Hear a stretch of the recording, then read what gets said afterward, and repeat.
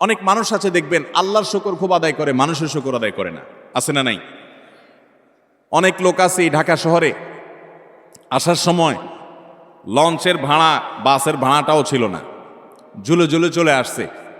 এরপর আল্লাহ তাআলা তাকে এমন সম্পদ দেওয়া দিছেন, যেভাবেই হোক সে এমন সম্পদ কামাইছে, 2-4টা বাড়ির মালিকও হয়ে গেছে, আছে না না? এরকম অনেক মানুষ। কিন্তু ঘন ঘন দেখবেন আল্লাহর শুকর আদায় করে যে আল্লাহ আমাকে সব দিছে। ঠিক আছে, আল্লাহই তো দিছে, কিন্তু আল্লাহর কিছু বান্দাদের ভূমিকা ছিল কি ছিল না?